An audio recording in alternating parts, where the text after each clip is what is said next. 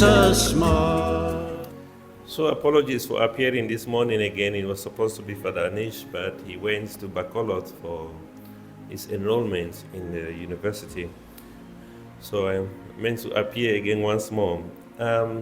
Today's gospel, we start with the first reading. And I think the first reading is something I don't want to miss because, for all of us as Christians, we should try at least to read the story of the prophet Elijah. It's one of the most interesting stories that we find in the scriptures. The story of the prophet Elijah and eventually being taken over by the prophet Elisha. Very short story, but very interesting because it's one of the greatest prophets. And prophet Elijah was a foreshadow of the Messiah. There are many things that were common in the life of a prophet Elijah and Jesus himself. And that is why it's really an interesting story to be able to connect that with the story of Jesus.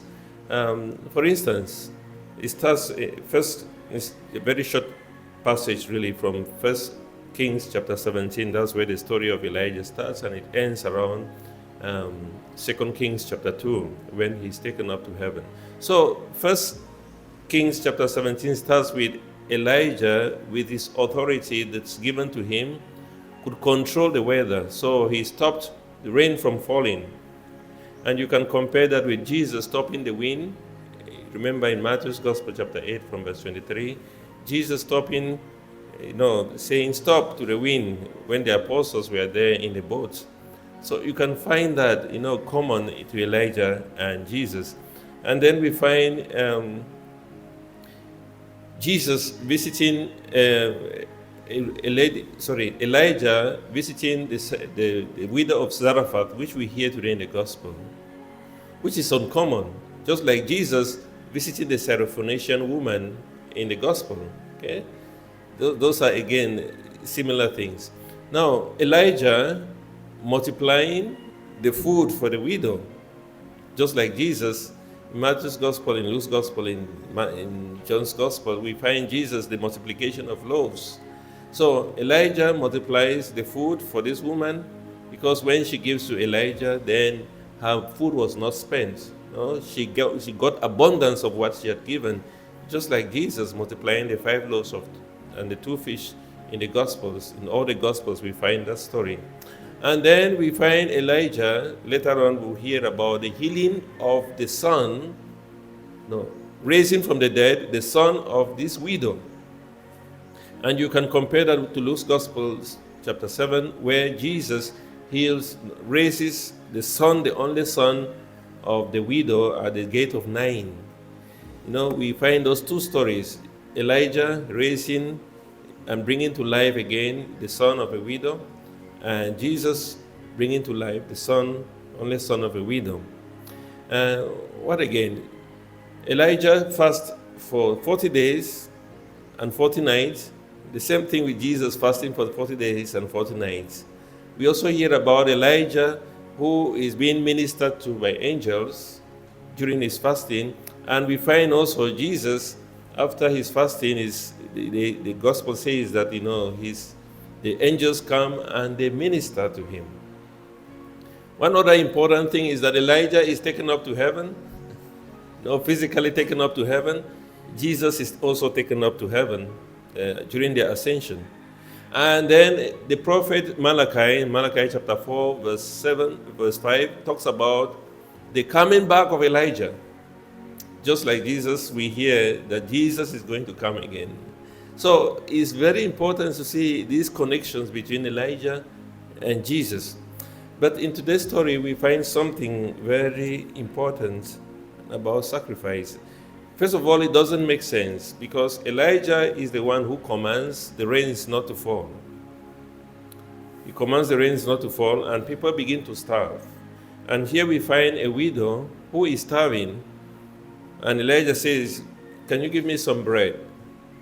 The widow would have said, "You are the cause of all this. You should not be asking for bread. Why should you stop rain from falling, and then now you are affected and you're asking for bread?" Elijah comes and asks for bread from a widow. Widows were people who actually depended on the generosity of people. You will not ask somebody, you will not see somebody, it was not common for you to see somebody asking a widow to give something to him or her. In fact, people would want to give to the widows. They depended on people. But Elijah comes and is asking for bread. And the widow says, sorry, I'm just gathering sticks for us. I don't have really bread, but I just have some wheat and some oil, some flour and some oil. I just want to bake that for my son and I, who eats that and we die because there is nothing more left. Okay? So at that moment, Elijah says, yeah, you do what you want to do, but first make something for myself. First of all, this lady is a stranger to Elijah. She's never met Elijah before. And secondly, she is a pagan. So Elijah is a Jew and then a pagan. There was nothing that would bring them together. But yet Elijah came to this lady and commanded her to do what she wanted to do. He wanted. And the lady gave in to that. Even though she did not know Elijah, she trusted the word of the prophet Elijah. And then she baked some cake for Elijah. And the word of God said that because of that, she received abundantly. And it was a risky thing to do. And I think if I was the one at that situation, I would not want to give something to Elijah knowing that it's a starvation time. Everybody is fighting to get more for themselves. And now this man comes, a complete stranger, and is asking for something. How ready are we able to risk for the sake of others? I think this is what love is, that we give our all to others. And this woman knew that she had nothing, yet she gave everything to the prophet Elijah. Not for anything, but because she believed and trusted, even though she was a pagan, trusted the words of the prophet Elijah. And she gave everything to Elijah, and because of the sacrifice she made, she received abundantly. And in Luke's Gospel, in chapter 6, we hear about when you give, you'll be given more. And you see, this woman is an expression of that she gave the little that she had to live on. If we put that side by side with the multiplication of the loaves, and this young boy who is carrying his 5 loaves of bread and the 2 fish, maybe that was his lunch that his parents prepared for him as he followed Jesus. And Jesus said, what do you have? And the only thing that they got was the lunch of this boy. He would have said, no, this is for myself. But because he gave abundantly, God also blessed him abundantly. He multiplied the 5 loaves of bread and the 2 fish, and it became abundance. It yielded abundance fruit. We can also put this side by side with the story that we heard last time from Mark's Gospel, chapter 12, of the widow who dropped 2 coins, and that became appreciated to God. He said, this woman has given more than all these people because she gave from the heart. Just like the widow in the first reading today, who has an encounter with the prophet Elijah, she gives everything. And because of that, she received abundantly. It's a call for us, my dear friends, of sacrifice. That true love is when we really sacrifice. And Jesus showed us this by dying on the cross, sacrificing his own life, giving his everything, giving his all, that we might live. And he wants us as well to become an example of love, to give our everything for the sake of the love that we have for others. And that's why in the gospel it talks about being a light to others. Your light must shine. You must become the salt to the earth. Your light must shine so that people seeing your good works will give glory to the Father, will give praise to the Father.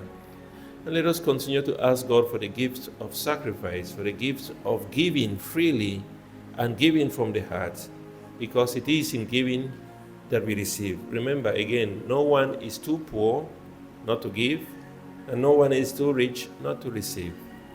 God has called us to give and to give of ourselves as a ransom for the sake of his kingdom. And we continue to ask him for that gift of giving, of opening up our hearts and sacrificing for the sake of the love that we have for Him and for our neighbors. Kiss us, mother, kiss your children. Bring God's blessings from above. With your mantle blue enfold us in your gentle holy love. See the darkness dissipating, hear the trumpet echoing, Satan's rage